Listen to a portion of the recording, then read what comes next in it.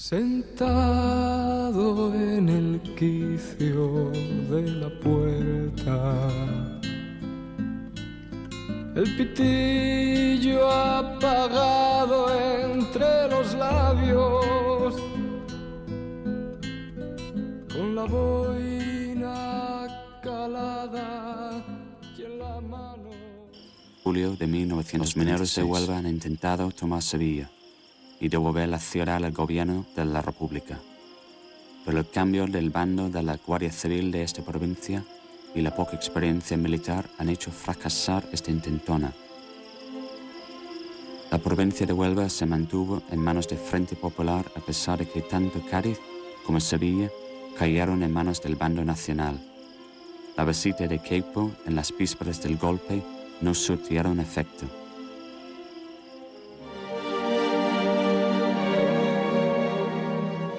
El día 18 de julio, cuando se sabe ya que está en marcha el golpe desde el día antes, ¿no? Se sabía ya en toda España, ¿no?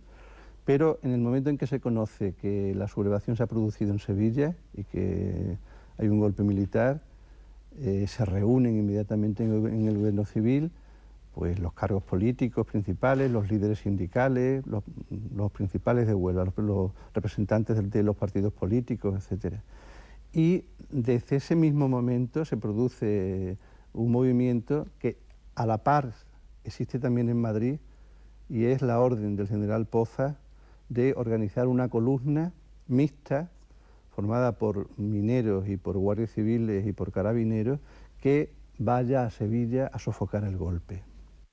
Los primeros esfuerzos republicanos, conscientes de que la clave de la situación estaba en Sevilla, se dirigieron a la creación de una columna que dificultara las maniobras de Queipo, mientras llegaban fuerzas de Madrid.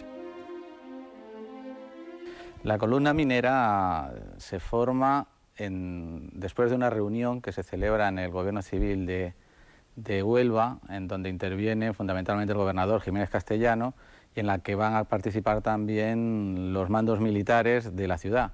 En este caso era el teniente coronel Ors de la Guardia Civil, el teniente coronel de Carabineros y el capitán que mandaba las fuerzas de asalto. Jiménez Castellanos, una vez conociendo el control de las fuerzas de orden público y de la compañía de infantería que había allí en Huelva, recibe órdenes del general Pozas, que es el director general de la Guardia Civil en Madrid, para el apoyo a las fuerzas resistentes que se están montando fundamentalmente en los barrios periféricos de Sevilla. Esta fuerza sale inmediatamente desde Huelva y van reclutando nuevos miembros de la Guardia Civil por los diferentes pueblos de la carretera que une Huelva con Sevilla. Al llegar a Sevilla, se internan por Triana, donde las fuerzas milicianas, los resistentes al golpe, les dejan pasar creyendo que vienen en apoyo suyo. Atraviesan el puente de Triana e inmediatamente se incorporan a la división, por tanto a Queipo de Llano, a las fuerzas de Queipo de Llano. Desde la cuenca minera se formó el grueso de una columna de civiles, mineros, que eran principalmente de Río Tinto, Nerva y Calañas. Pero eligieron el camino más largo, por Valverde del Camino y La Palma del Condado, donde habían quedado con los guardias del asalto y civiles que más tarde los traicionarían. Por orden del gobierno civil, fueron requisados a la compañía minera 5 automóviles, 14 camiones y 250 kilos de dinamita. El número de milicianos podría rondar las 300 personas, aunque en su recorrido se les sumaron gente de Valverde del Camino, Huelva, San Juan del Puerto o Palma del Condado. Eso lo habían hecho en los talleres de Río Tinto, de la compañía Río Tinto. Unos camiones que pusieron unas chapas y demás, y esos eran los blindados que llevaban. El camión venía lleno, pero siempre se hacía hueco para uno o dos más. Hombre, es que yo quiero, bueno, pues móntate. Y ya veníamos apretujados, como suele decirse, no apretados, apretujados ahí, como si fuéramos sacos, igual. Y claro, llegamos a Valverde, y en Valverde ya se montó otro personal, pero con otro coche ya distinto, porque ya no se cabía y entonces se montó otro camión y se montaron los valverdeños, los valverdeños y gente de los Pinos de Valverde y de allí de alrededor, vamos, todas personas ya se vinieron con nosotros todos. Y cuando llegamos a la Pañoleta nos pescaron a todos fritos. Si entran los camiones de Sevilla hubiera sido muy doloroso aquello, porque empiezan a tirar bombas y demás, y no sé si hubiese triunfado Queipo de Llano o no, eso es una incógnita.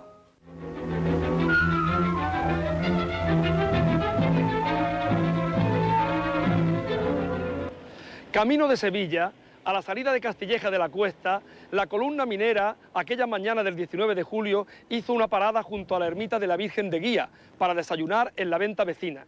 Mientras tanto, el diputado republicano federal por Huelva, Luis Cordero Bell, se adelantó en un coche hacia la Cuesta del Caracol para otear con unos anteojos la ciudad. Al pie de la Cuesta del Caracol los esperaba el comandante Gregorio Haro Lumbreras con sus guardias civiles armados de ametralladoras. No estaban allí como habían prometido para entrar en Sevilla contra los sublevados, sino precisamente por orden de estos para destruir la columna minera. Aquí, a la entrada de Sevilla, en el barrio de La Pañoleta, esperaban a la columna minera los guardias civiles al mando del comandante Haro Lumbreras armados de ametralladoras. Creían los mineros que era para entrar con ellos en Sevilla contra los sublevados. En realidad, el comandante Haro estaba aquí por orden del Estado Mayor para destruir la columna minera, como así lo hizo, ametrallando los camiones, en parte cargados de dinamita, que explotaron, saltaron por los aires y quedaron los cuerpos de 23 mineros tendidos por estos campos, algunos hechos jirones colgando de los cables de la electricidad. 70 mineros fueron hechos prisioneros, sometidos a consejo de guerra y condenados a muerte. 69 de ellos ejecutados en distintos puntos de Sevilla y uno se salvó porque era menor de edad. El que nos engañó fue el comandante Haro, que era el comandante de la Guardia Civil de Huelva. El que me engañó a mí, que me dijo que nos esperaban en la Pañoleta para entrar ellos por debajo y nosotros por arriba, para entrar en Sevilla directamente. Y como nos engañó, pues entonces la fuerza estaba de parte de él. Cuando entró allí la fuerza se montó encima de nosotros y mataron a todos mis compañeros. No quedan más que yo y Nicolás Garzón. Fueron los que nos escapamos. Algunos llevarían escopetas o llevarían algo, o algunas pistolas, algunas escopetas, algunos fusiles de la Guardia Civil, porque en Río Tinto desarmaron la Guardia Civil, en Campillo, en Nerva, en Zalamea. Desarmaron a la Guardia Civil y se entregaron. El 7 de agosto se le toma declaración o comienzan las declaraciones de los 71 detenidos. Posteriormente la sentencia se va a dictar el 28 de agosto, siendo la sentencia de muerte para 68, simplemente salvándose de la pena capital un muchacho que no alcanzaba la mayoría de edad. Los otros dos detenidos serían los que habían sido puestos en libertad en la venta de la Pañoleta. El procedimiento está lleno de vicios. El fundamental de ellos es que solamente se le toma declaración a los propios procesados. No hay una declaración de ningún testigo, no se le toma declaración a los guardias civiles que formaron la emboscada, ni siquiera a cualquier otra persona que pudiera encontrarse alrededor de la venta de la Pañoleta. Luego allí en Sevilla fusilaron en la Macarena a muchos de los que cogieron prisioneros, que iban varios camiones. Desordenado me siento por esta vía,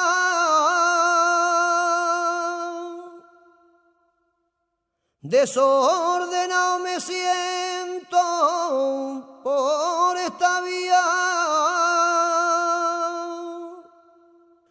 y voy andando siempre despacio, sin pausa,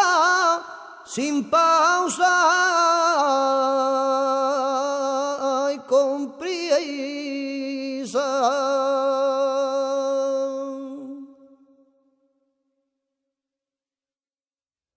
¡Ah!